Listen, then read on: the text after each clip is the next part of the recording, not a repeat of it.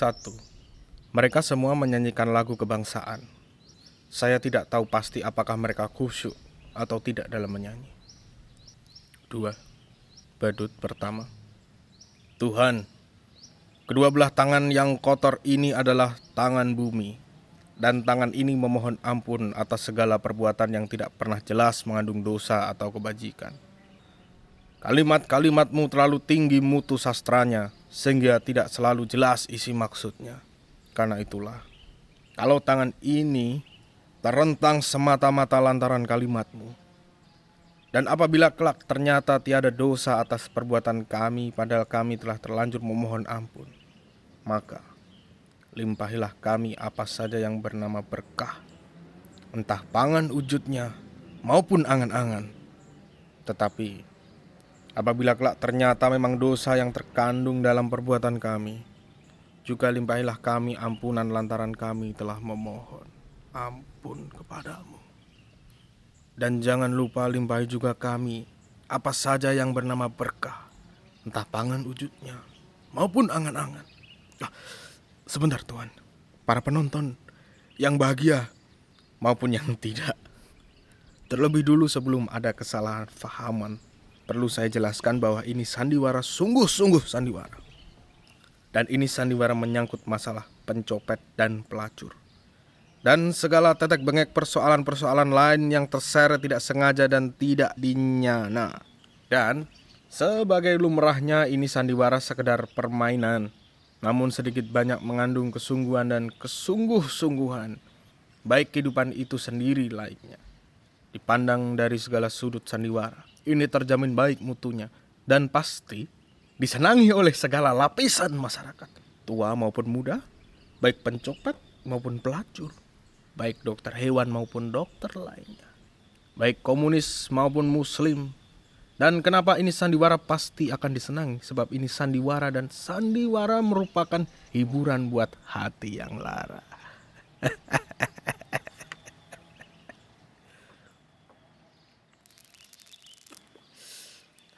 Sebentar ya penonton. Siapa yang berhati lara? Badut kedua, saya. Badut ketiga, saya. Badut keempat, saya. Badut kelima, saya. Kemudian beberapa orang lain diantaranya ada seorang lelaki yang buntung, juga ada seseorang perempuan yang buta, dan juga ada apa ini?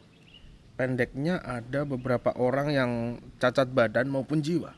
Mereka semuanya saling atas mengatas dalam mengataskan saya, sehingga pentas jadi sangat riuh, kacau dan bising. Sementara itu badut pertama yang kemudian nanti akan jelas bahwa ia bernama Semar dan usianya 2400 tahun, setengah mati berusaha meredakan kekacauan itu. Mula-mula ia bersikap seperti seorang khotib yang mencoba menenangkan dirinya tapi gagal. Kemudian ia kelihatan agak putus asa. Ia merampas keringat dan mondar-mandir di antara kekacauan itu. Tiba-tiba ia menemukan akal, dan tepat pada saat itu seseorang memberikan kepadanya sehelai karton bekas. Sambil membawa karton itu, ia kembali ke atas mimbarnya dengan keyakinan yang pasti. Dan sambil memperhatikan orang-orang di sekitarnya yang semakin kacau, ia menggulung karton tadi yang akan ia gunakan sebagai gapon. Badut pertama dengan megapon. Polisi! Polisi! Hei, polisi! Seketika pentas jadi senyap. Semua orang tutup mulut. Dan seketika pentas kembali seperti suatu upacara keagamaan, seperti sebelumnya. Dan dengan aman dan dengan gaya ketua-tuaan badut pertama memperingatkan semua orang dengan isyarat jari pada mulutnya. Sementara sesekali matanya melihat ke atas.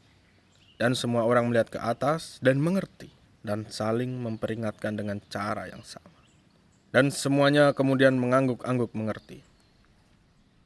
Badut pertama. Resapkan resep-resep Tuhan. Niscaya kesembuhan selalu yang kita dapatkan.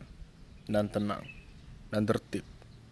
Dalam mengajukan permohonan, pengaduan dan lain-lain sebagainya tidak perlu berebutan seperti rakyat Indonesia pada seperempat abad usia kemerdekaannya.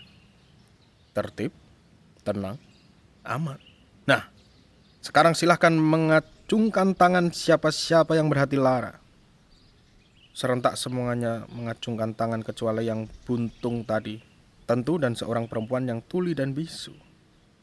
Si buntung tampak betapa ia menderita lantaran tidak mampu menyatakan ihwal deritanya.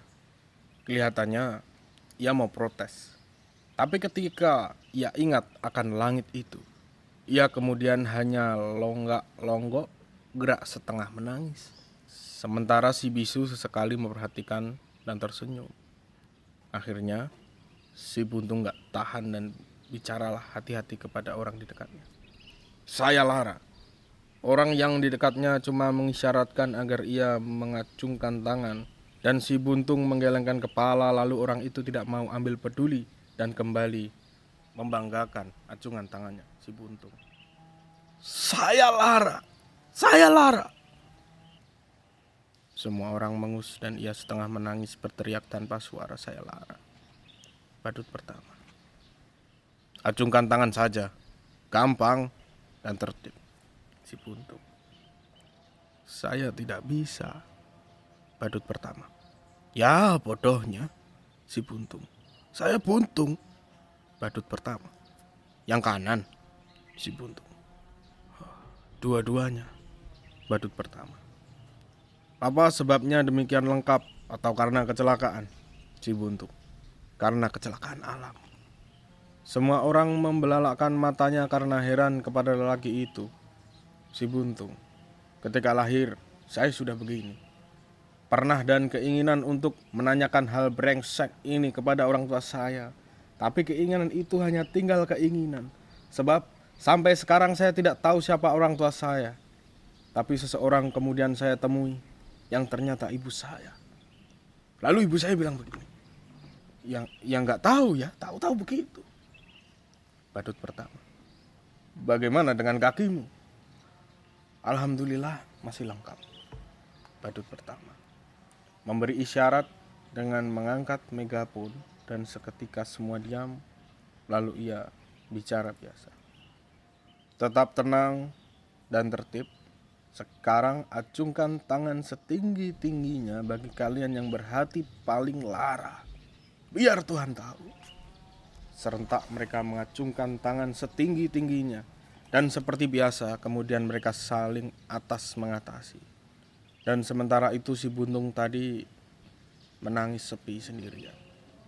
Ada sekali ia mencoba dengan melonjak-lonjakkan badannya, melompat-lompat, tapi kemudian putus asa dan sementara dengan sikap lumayan seseorang yang bertubuh pendek kuntet memperhatikannya. Badut pertama. Jangan berlebihan. Tuhan tidak akan senang. Dan semua orang pun mewajar-wajarkan dirinya. Badut pertama. Sekarang turunkan tangan serendah-rendahnya.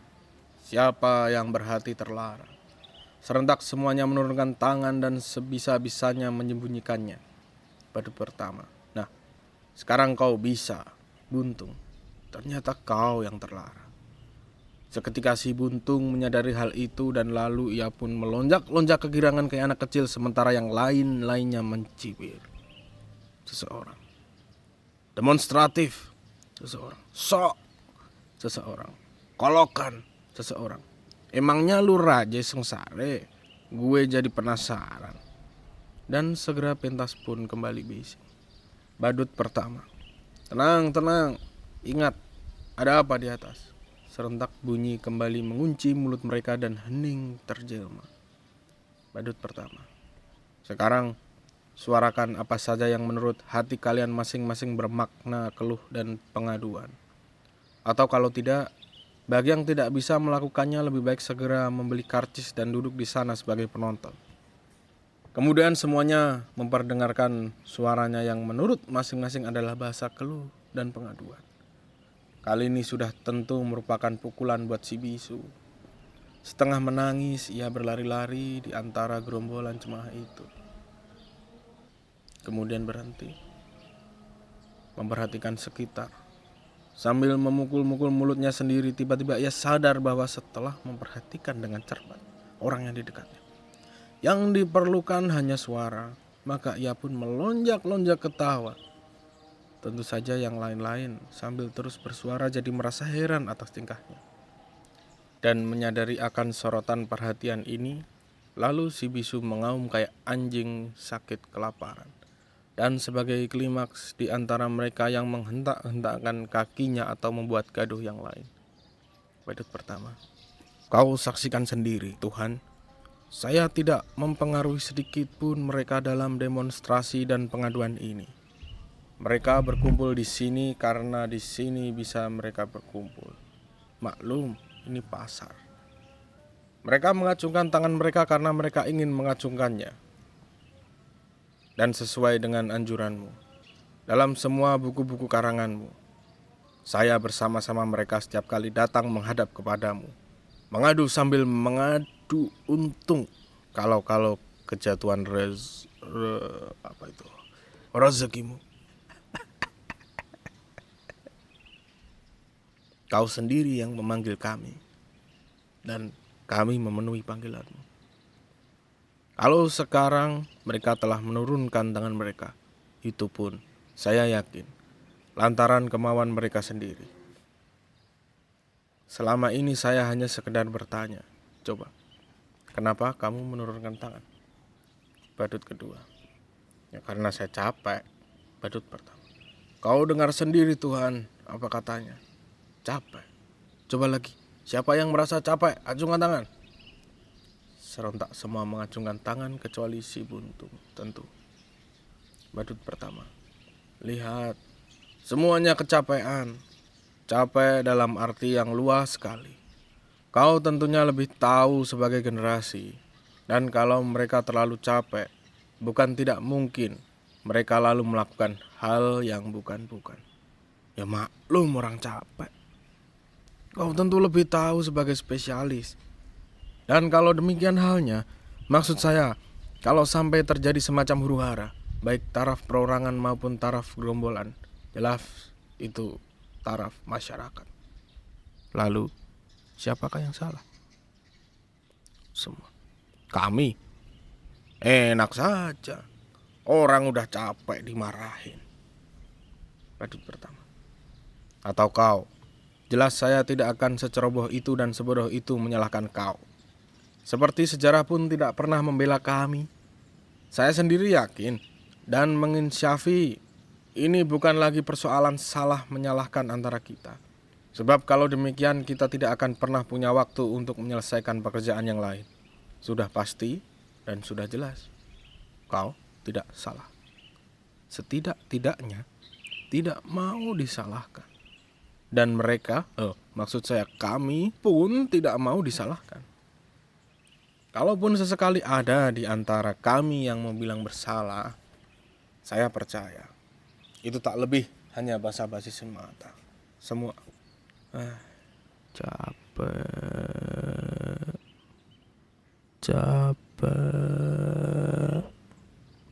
Badut pertama. Kedudukan ini adalah kedudukan yang paling sulit, tapi paling tepat dan adil dan paling masuk akal, rasional. Sekalipun kedudukan ini tetap tidak pernah menguntungkan antara kita, sebab kita sama-sama saling tidak pernah sama-sama bernafsu untuk menetapkan siapa di antara kita yang benar dan yang salah. Atau kau tidak ada. Semua capek. Badut pertama. Istirahat dong, kan gampang. Turunkan tangan, lemaskan otot-otot sambil kita bernyanyi.